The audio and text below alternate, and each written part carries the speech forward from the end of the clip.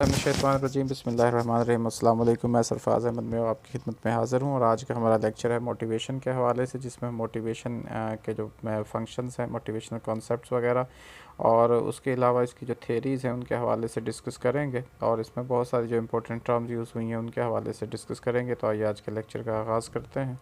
जी, motivation की हम बात करें कि जनरल टर्म है, तमाम प्रोसेसेस उसके अंदर इन्वॉल्व होते हैं, जिसमें कि उसको स्टार्ट करना है, डायरेक्ट करना है और मेंटेन करना है फिज़िकल और साइकोलॉजिकल एक्टिविटीज़ को। एक लैटिन वर्ड है बेसिकली जिसका मतलब है मूव, और ये मूव एक वर्ड है उससे निकला है। तमाम ऑर्गेनिज्म जो हैं वो एक स्पेसिफ़िक उसमें मूव करते हैं स्पेसिफ़िक एक्टिविटीज़ की तरफ, और उनको फिल करने के लिए, तो वो basically due to the motivation होता है। इसके अलावा इसकी मुख्तलिफ डेफिनेशंस जो आप मेरे दूसरा जो मोटिवेशन का लेक्चर है उसमें उनकी डेफिनेशंस वगैरह कर सकते हैं। आज हमारा इस वीडियो में आपको कुछ ऐसी चीज़ें आपके साथ डिस्कस करना है जो कि पहले से आपके माइंड में नहीं है या आप उनसे गो थ्रू नहीं हुए हैं। तो अब हम इसमें जो सोर्सेज ऑफ मोटिवेशन की बात करें तो इसमें सोर्सेज में ड्राइव और इंसेंटिव्स आते हैं। उसके लिए एक जो क्लार्क हुल ने एक थ्योरी प्रपोज की थी, उन्होंने एक डेयरी इंटरनल ड्राइव्स की। उन्होंने कहा था कि जो ये इम्पोर्टेंट बिहेवियर होता है वो मोटिवेटेड होता है बाय इंटरनल ड्राइव्स के ज़रिए से। यानी ये जो थ्योरी है बहुत इम्पोर्टेंट है और इसमें उन्होंने ड्राइव्स के हवाले से बात की है। हुल का व्यू था कि जो ड्राइव्स होती हैं बेसिकली ये इंटरनल स्टेट्स होती हैं और जो किसी भी एनिमल्स के जो फिज़ियोलॉजिकल नीड्स के रिस्पांस में पैदा होती हैं, और जो जितने भी ऑर्गेनिजम्स हैं वो एक अपनी स्टेट ऑफ इक्विलिब्रियम है उसको जो है वो मेंटेन रखने के लिए ये करते हैं, या होम्योस्टेसिस को जो है हम करते हैं, और उनकी ये होती है उनकी बायोलॉजिकल कंडीशंस के हवाले से। तो जो इसमें हम जानते हैं कि जो बिहेवियर होता है वो मोटिवेटेड होता है इंसेंटिव्स के ज़रिए। इंसेंटिव्स क्या होते हैं? बेसिकली एक्सटर्नल स्टिमुलाइज होते हैं, रिवार्ड्स होते हैं जो कि डायरेक्टली हमारी बायोलॉजिकल नीड्स पर रिलाई नहीं करते हैं। इसके अलावा इंस्टिंक्चुअल बिहेवियर्स और लर्निंग्स आ जाती हैं कि क्यों जो एक ऑर्गेनिज्म बिहेव करता है इन अ वे दे डू, जिस तरह से वो कर रहे होते हैं। तो इसका आंसर ये है कि कुछ एस्पेक्ट्स जो होते हैं जो हमारी स्पेशीज़ के बिहेवियर के वो गवर्नड होते हैं इंस्टिंक्ट्स के ज़रिए से, और प्रोग्राम्ड करते हैं टेंडेंसीज़ को जो कि एसेंशियल होती है सर्वाइवल के लिए उन स्पेशीज़ के। तो जो इंस्टिंक्ट्स होती हैं वो एक बेसिकली उनके लिए एक ऐसा बिहेवियर जो कि हमारे ईच एनिमल्स के जेनेटिक इनहेरिटेंस के हवाले से होता है वो उनको प्रोवाइड करती है। जो इम्पोर्टेंस है इम्पोर्टेंस ऑफ एक्सपेक्टेशंस की इन मोटिवेटिंग बिहेवियर के, उसको डेवलप किया था जूलियन रोटर ने अपनी सोशल लर्निंग थ्योरी के अंदर। ये बहुत इंपॉर्टेंट चीज़ है कि जूलियन रोटर ने क्या दिया था, सोशल लर्निंग थ्योरी दी थी, और ये बेसिकली मोटिवेटिंग बिहेवियर के थ्रू थी। रोटर ने कहा था कि जो प्रोबेबिलिटी होती है कि आप इंगेज हो गए एक ख़ास बिहेवियर के अंदर, यानी जैसे कि स्टडी करें एग्ज़ाम को बजाय पार्टी के, वो डिटरमिन करता है आपकी जो एक्सपेक्टेशंस होती है अटेनिंग अ गोल, यानी आपका गोल क्या है उसके हवाले से। तो आपका गोल क्या है कि गेटिंग अ गुड ग्रेड, आपने अच्छे ग्रेड लेने के लिए तो क्या करेंगे, आप एक गिवन बिहेवियर देंगे, इंगेज हो गए गिवन बिहेवियर में। गिवन बिहेवियर क्या है? स्टडी करना।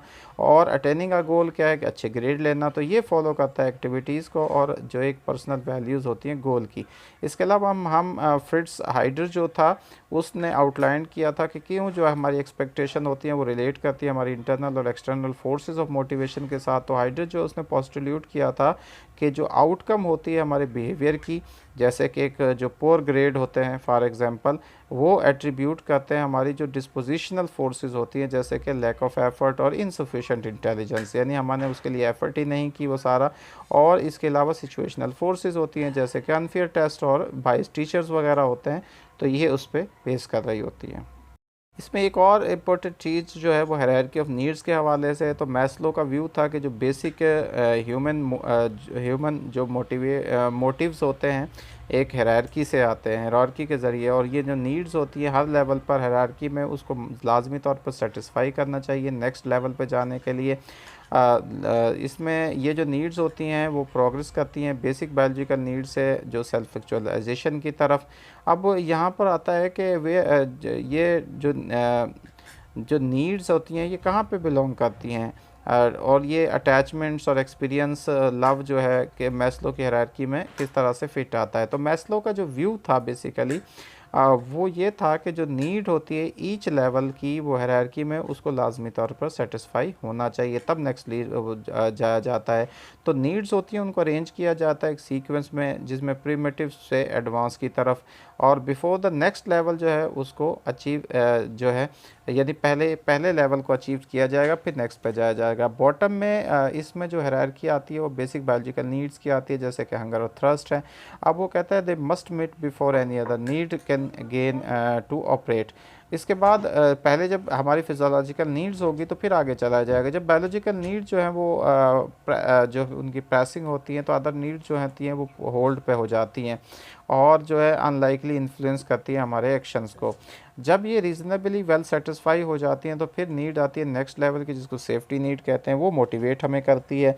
और जब हम ज़्यादा अरसे तक जो है कंसर्न होते हैं अब जो है अबाउट डेंजर के साथ, हम ज़्यादा अरसे तक डेंजर के साथ कंसर्न नहीं रहते, हमारा उससे नहीं होता, तो हम मोटिवेट होते हैं किसके ज़रिए से, अटैचमेंट नीड से। यानी सिंपली कि जब हमारी सेफ्टी नीड्स पूरी हो जाती हैं तो फिर हम किधर चलते हैं, अटैचमेंट नीड्स की तरफ जाते हैं। वो नीड टू बिलोंग की होती है, टू अफिलिएट विद अदर्स होती है, टू लव की होती है, एंड टू बी लव्ड की होती है, कि हम प्यार करें, हमसे प्यार किया जाए, ठीक है, हमारी जो है हम दूसरों के साथ एफिलिएट हों, बिलोंग करें, वो सारी। अगर जो है हम अच्छी तरह इसमें फेड होते हैं, वेल फेड होते हैं और सेफ़ होते हैं, और इसके बाद एक सेंस ऑफ सोशल बिलोंगिंग इसकी हम फील करते हैं, तो हम फिर अगली स्टेज पर चले जाते हैं, मूव अप हो जाते हैं, जिसको सेल्फ इस्टीम नीड कहा जाता है। इसमें बेसिकली है अपने आप को पसंद करना, अपने आप को चाहना, अपने आप को जो है एक कम्पिटेंट के तौर पर, एक इफ़ेक्टिव पर्सन के तौर पर देखना, और जो हमारी ज़रूरत है हमारी स्टीम को बढ़ाने के लिए, हमें वो करते हैं फिर उसमें। अब जो टॉप ऑफ हायरार्की में जो पीपल्स हैं, वो जो नरिश्ड होते हैं, सेफ, लव्ड और लविंग, सिक्योर, थिंकिंग और क्रिएटिंग होते हैं, तो ये पीपल जो है वो मूव करते हैं beyond basic human needs in the जो है quest for the fullest development of their potential. अब उनको फुल पोटेंशियल की जो है प्यास होती है उनके अंदर, उस फुल पोटेंशियल को क्या कहा जाता है, वो जो फुलेस्ट डेवलपमेंट है उनकी, हमारी जो पर्सन की उसकी डेवलपमेंट की, उससे सेल्फ एक्चुअलाइजेशन कहा जाता है। तो एक सेल्फ एक्चुअलाइजेशन जो पर्सन होता है वो सेल्फ अवेयर होता है, सेल्फ एक्सेप्टिंग होता है, सोशली रिस्पॉन्सिव होता है, क्रिएटिव होता है, स्पॉन्टेनियस होता है, एंड सो ऑन। अब इसमें मोटिवेशन के अंदर ईटिंग का भी बहुत बड़ा किरदार है। जो फिज़ियोलॉजी और ईटिंग की, जब हमारी बॉडी जो है हमें बताती है कि अब खाने का वक्त है, तो हम क्या करते हैं, एक वैरायटी ऑफ मैकेनिज़्म जो है कंट्रीब्यूट करते हैं हमारी फिज़िकल सेंस ऑफ हंगर और जो है सेटेनिटी के अंदर। अब फूड इनटेक को इफ़ेक्टिवली रेगुलेट करने के लिए ऑर्गेज़म लाजमी तौर पर इक्विप्ड होते हैं। एक मैकेनिज़्म होता है जो कि अकम्पलिश उनका 4 टास्क अकम्पलिश करता है। पहला टास्क क्या है, वो डिटेक्ट करता है इंटरनल फूड नीड्स को। दूसरा टास्क क्या करता है, को इनिशिएट करता है, ऑर्गेनाइज करता है हमारे ईटिंग बिहेवियर को। तीसरा है मॉनिटर करता है, जो क्वांटिटी और क्वालिटी होती है उसकी फूड जो हमने खानी है। चौथा क्या करता है, वो डिटेक्ट करता है कि कब जब हमें एनफ फूड जो है वो कंज्यूम हो गई और हमने कब खाना जो है वो बंद करना है, ख़त्म करना है। तो रिसर्चर जो है वो ट्राई करते हैं तो ये अंडरस्टैंड करने के इन प्रोसेसेस को जब हम रिलेट करते हैं कि हमारी जो पेरिफेरल मैकेनिज़्म है वो different part of the body में, जैसे कि स्टोमिक कंट्रैक्शंस वगैरह हैं, या सेंट्रल ब्रेन मैकेनिज़्म जैसे फंक्शनिंग है हाइपोथैलेमस की, उनके साथ। अगर हम पेरिफेरल रिस्पॉन्सेस की बात करें तो हमारी ये जो सेंसेशंस होती हैं हंगर की, कहाँ से आती हैं, तो हमारा जो स्टोमिक है बेसिकली हमें एक जो डिस्ट्रेस सिग्नल्स जो है वो भेजता है, जो कि उसको एम्प्टीनेस को जो है वो इंडिकेट करते हैं।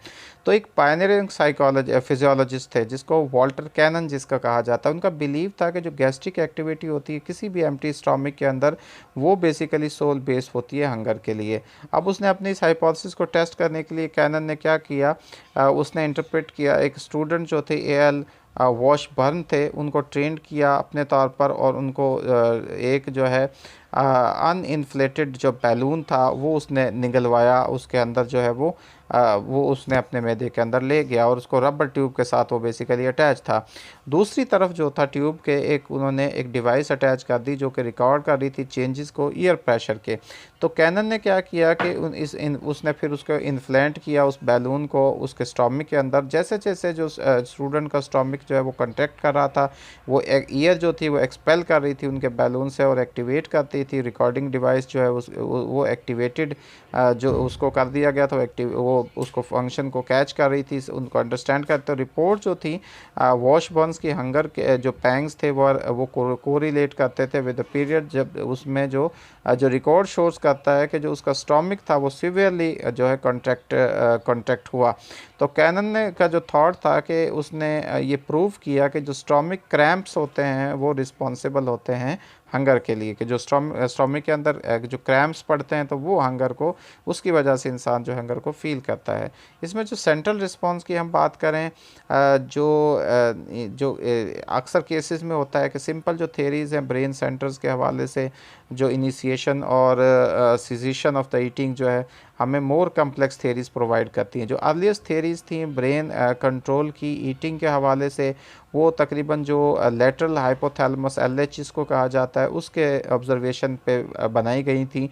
और उसके अलावा जो वेंट्रोमीडियल हाइपोथैलेमस है जिसको VMH कहा जाता है, उसके ऊपर तो रिसर्चर शो करती हैं कि अगर हमारा जो VMH है उसको वो लयन होता है या जो हमारा LH जो है वो स्टिमुलेट करता है, तो एनिमल जो है वो कंज्यूम करते हैं ज़्यादा खाना। और ये जो प्रोसीजर है उसको रिवर्स किया जाता है कि उस वक़्त क्या LH जो था वो उसको हम कर देंगे लेयन कर देंगे, और जो VMH है उसको स्टिमुलेट कर देंगे, तो जो एनिमल कंज्यूम जो है वो लेस फूड, तो वो तब कम खाना खाएंगे। तो ये जो ऑब्जर्वेशन है बेसिकली ये आती हैं जो ड्यूल सेंटर मॉडल है उसके वाले से, जिसमें कि LH जो है वो थॉट किया जाता है कि इसमें जो हंगर सेंटर है और जो VMH है वो सैटिस्फैक्टरी सेंटर है। अगर हम फिज़ोलॉजी ईटिंग की बात करें तो कल्चरल इम्पैक्ट इसमें बहुत अहम किरदार ईटिंग पे करता है कि हमें क्या खाना चाहिए, कि उसको डिसाइड करना होता है। और ये है कि पहले हम सोचते हैं कि जो इम्पैक्ट होता है कल्चर का, जैसे कि यूनाइटेड स्टेट्स के लोग हैं वो जो है वो दिन में 3 दफ़ा खाना खाते हैं एक सेट टाइम्स के अंदर, और जो टाइमिंग होती है उन मील्स की वो रिलाई करती है उनके सोशल नॉर्म्स के हवाले से, उन बॉडी क्यूज़ का। तो जो पीपल होते हैं ऑफन जो है वो चूज़ करते हैं कि हमने क्या खाना है, ये बेस्ड करता है उनके सोशल और कल्चरल नॉर्म के अंदर। जैसे हमारे यहाँ पर और ख़ुराक होती है, हम और तरह से खाते हैं, हर एक अलग कि किस तरह से खाता है। कभी बाज़ जगह पर हमारे अक्सर जब देहातों के और कल्चर है वहाँ पे नाश्ते की बजाय जो है मुकम्मल तौर पर खाना खाया जाता है सुबह के टाइम में। तो ये सारी चीज़ें ये कल्चर टू कल्चर वेरी करते हैं। इसके अलावा ओबेसिटी और डाइटिंग की बात आती है तो जो साइकोलॉजिस्ट हैं वो स्पेंड करते हैं good deal of time considering circumstances, जो कि ये करते हैं कि जिसको हम एपिडेमिक लेबल करते हैं। एपिडेमिक ऑफ ओबेसिटी क्या है उसके बारे में बताते हैं। तो वो अब इस चीज़ को डिटर्मिन के लिए कि कौन ओवरवेट है और कौन जो है वो मोटापे का शिकार है, तो रिसर्चर जो अक्सर जो है वो एक जो है उसके लिए टर्न टू मैयर एक होता है, यानी उसकी पैमाइश का एक तरीका है जिसको बॉडी मास इंडेक्स कहा जाता है या BMI होता है।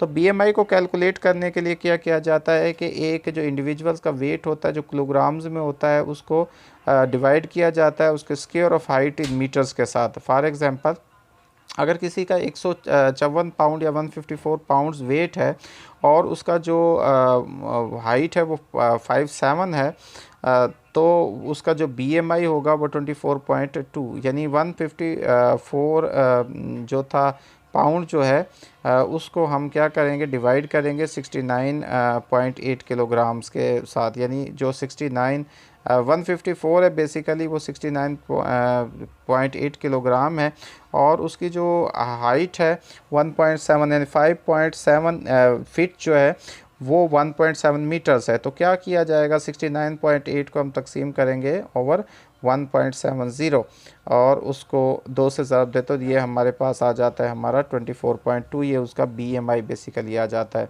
अगर हम ईटिंग डिसऑर्डर्स की बात करें तो ईटिंग डिसऑर्डर्स में हमारे पास जो है 3 डिसऑर्डर्स होते हैं ईटिंग के, और इसमें सबसे पहले एनोरेक्सिया नर्वसा है जिसको डायग्नोज किया जाता है कि जब इंडिविजुअल्स का वेट जो है वो लेस देन 85% होता है उनके अपने जो एक्सपेक्टेड वेट होता है, लेकिन उसके बावजूद जो है वो उनके इंटेंस फियर होता है उनके अंदर फ़ैट होने का, मोटे होने का, तो उसकी वजह से इसे एनोरेक्सिया नर्वसा कहते हैं कि वो जो है कमज़ोर होते हैं, बिल्कुल थिन होते हैं, उनका अंडर वेट होते हैं, लेकिन फिर भी वो जो है खाना नहीं खाते इसी खौफ फियर की वजह से कि वो हेल्दी हो जाएंगे। बुलिमा नर्वसा को करेक्टराइज़ किया जाता है बिंजेस के हवाले से, पीरियड्स होते हैं, पीरियड्स ऑफ इंटेंस और आउट ऑफ कंट्रोल ईटिंग जो है उसको बुलिमा नर्वसा। और लेकिन इसमें एक चीज़ याद रखनी है कि आपने ये फॉलो होती है by major of purge the body of the excess calories. अब इसमें वॉमिटिंग की जाती है, सेल्फ इंड्यूस्ड वॉमिटिंग की हो जाती है, मिस यूज़ ऑफ लेग्जेटिव्स वगैरह, फास्टिंग वगैरह, सो ऑन, इस तरह का तरीका इस्तेमाल किया जाता है। खा लेते हैं, बहुत ज़्यादा खाते हैं, लेकिन उसके बाद उसको वॉमिट करते हैं, निकालने की कोशिश करते हैं इस खौफ की वजह से कि उनका वेट बढ़ जाएगा। अब इसमें जो एनोरेक्सिया नर्वसा वाले होते हैं मे आल्सो बिंज होते हैं और फिर उसके बाद वो पर्ज करते हैं उसको अपने मिनिमाइज़ करने के लिए कैलोरी जो उन्होंने ऑब्जॉर्व की थी। इसके अलावा जो तीसरा है जिसको बिंज ईटिंग कहा जाता है, ये एक डिसऑर्डर है जिसमें डायग्नोज किया जाता है कि जिसमें जो people engage in regular episodes of binge eating without the purges, जिसमें परजेज नहीं होती, और इसको हम जो है वो यानी जो कि पर्जिंग जो है वो बुलिमा नर्वसा के अंदर होती है, इसमें वो नहीं होती। तो पीपल जो सफ़र करते हैं दिस डिसऑर्डर को, वो फील अपनी बिंजेस खाने के दौरे पड़ते हैं, बार बार खाते हैं, बहुत ज़्यादा खाते हैं, और उसके लिए एक टर्म यूज़ करते हैं बैलों की तरह खाते हैं। तो बिंजेस जो है उनको ग्रेट डिस्ट्रेस पैदा करते हैं और कंपेयर टू एनोरेक्सिया और बुलिमा, तो बिंज ईटिंग डिसऑर्डर जो एक रिलेटिवली न्यू डायग्नोस्टिक कैटेगरी है जो कि DSM-5 में इस्तेमाल की जाती। तो ये तो था जी आज का हमारा लेक्चर, जिसमें हमने आपको कुछ चीज़ों के हवाले से बताया, और इसमें चीज़ें मुख्तलिफ़ चीज़ें जो हमने डिस्कस की ईटिंग डिसऑर्डर्स के हवाले से वो सारा। इसमें एक और चीज़ थी कि जिसमें मोटिवेशन जो पर्सनल अचीवमेंट्स के लिए होता है, जैसे कि हम अर्ली 1938 में हेनरी मरे ने पोस्टुलेट किया था एक नीड टू अचीव दैट, जो कि हमारी जो स्ट्रेंथ होती है डिफरेंट पीपल्स के अंदर अचीव करने की जो स्ट्रेंथ है और अपनी इन्फ्लुएंस करने की अपनी टेंडेंसी को दूसरों के ऊपर, वो सारा अपनी परफॉर्मेंस को। तो डेविड जो मैकलैंड और उनके जो कुलीग थे उन्होंने एक जो है डिवाइस किया था एक वे ऑफ मैयर के जो स्ट्रेंथ होती है उसको मैयर करने की, स्ट्रेंथ कौन सी है डिफरेंट पीपल्स के अंदर, जो strength of achieve need to achieve की जो स्ट्रेंथ है उसको। तो उसके लिए उन्होंने एक टेस्ट जो डेवलप किया था जिसको थेमेटिक परसेप्शन टेस्ट कहते हैं। इसमें पार्टिसिपेंट्स उनको कहा जाता है कि वो अपनी एक स्टोरीज जनरेट करें in response to a series of ambiguous drawing का। तो पार्टिसिपेंट्स को TAT पिक्चर्स दिखाई जाती थी, उनके पूछा जाता था कि उनको क्या उनमें स्टोरीज में नज़र आता है और क्या उनमें हो रहा है उन पिक्चर्स के अंदर, तो उसमें वो उनकी आउटकम दिखा। तो मैकलैंड ने कहा था उनके मुताबिक कि अगर आप चाहते हैं कि फाइंड आउट करना चाहते हैं कि what's on a person's mind, के उसके शख्स के माइंड में क्या है, तो डोंट आस्क, उससे पूछे ना, because he can't always tell you accurately, आपसे वो कभी नहीं बताएगा। तो वो कहता है कि study his fantasies and dreams, उसकी फैंटेसीज और ड्रीम्स को स्टडी करें। अगर आप इस तरह से करेंगे एक पीरियड ऑफ टाइम का, तो आप क्या करेंगे, डिस्कवर कर लेंगे theme to which his mind return again again, कौन सा थीम है जिससे उसका माइंड बार बार रिटर्न करता है। और ये जो थीम्स होते हैं इनको यूज़ किया जाता है किसी के भी एक्शंस को एक्सप्लेन करने के लिए। जो पार्टिसिपेंट रिस्पॉन्सेज होते हैं, एक सीरीज़ जो TAT पिक्चर की, तो मैकलैंड ने वर्कआउट किया था, इसमें मैयर किया था सेवरल ह्यूमन नीड्स को, जिसमें need for power, affiliation, achievements थी। Need for achievement was designed, उसको NACH कहा गया था, नीड फॉर अचीवमेंट उसको कहा जाता है, और ये बेसिकली रिफ्लेक्ट करती है इंडिविजुअल डिफरेंसेस को in the importance of planning and working to attaining one's goal. तो ये तो था जी आज का लेक्चर। उम्मीद है कि आपको बहुत सारी न्यू इन्फॉर्मेशन और इस पे कॉन्सेप्ट क्लियर हुए होंगे। तो अल्लाह ताला से दुआ है कि अल्लाह ताला आपको कामयाबी नसीब फरमाए, अल्लाह ताला आपकी ज़िंदगी में आसानियाँ नसीब फरमाए और आसानियाँ तकसीम करने की तौफीक नसीब फरमाए। दुआ में याद रखिएगा। आपका बहुत शुक्रिया। अल्लाह।